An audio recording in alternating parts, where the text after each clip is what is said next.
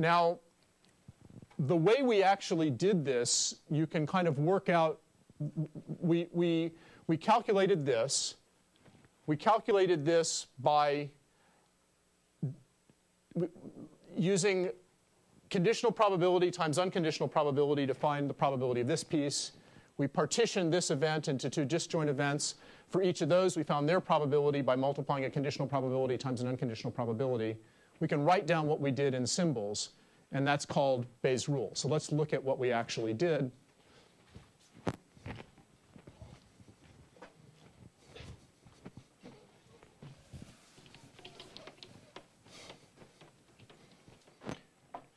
Right, we said P of dt, sorry, P of d given t is P of dt divided by P of dt plus, well,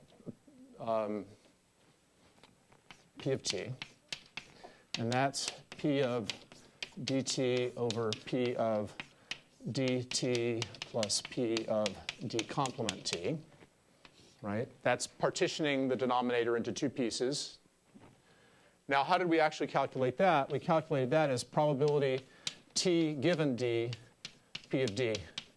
That's how we calculated the numerator, P of dt. We took P of t given d, 90%, times the unconditional probability of d, 10%. How did we calculate these bottom pieces?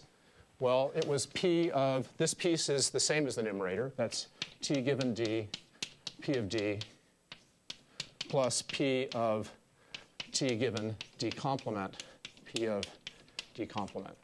So we used the multiplication rule to calculate the numerator and to calculate the two pieces of the denominator. Right? This is called Bayes' rule.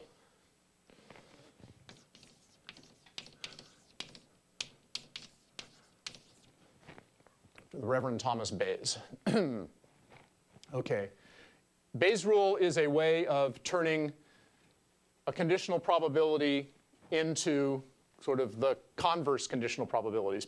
It's expressing P of d given t in terms of P of t given d and P of t given d complement. Okay. Memorizing the formula will probably not help you. Being able to derive the formula will help you.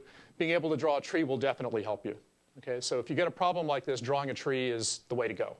You're much less likely to get confused about what goes where. Yes? So for the tree, like the first top branches, we know that the way you drew was 10% you have disease and then 10% you have disease. Right. So how do you, I mean, like, how do you know that the top branches wouldn't be, test is positive 90% and then the other one is negative 10%? Like, how do you know the order of? Okay, so the question is how did I know to sort of start by branching on who has the disease and who doesn't have versus branching on who tests positive and who doesn't test positive? Well, the answer is this is people, right? And I'm dividing people into groups. I don't know how many people test positive. That's actually not given. That's kind of what I'm trying to figure out. I do know how many people have the disease. That is part of the problem statement. So I actually don't even have the information I would need to branch on test results first. Does that make sense? Yep. Okay.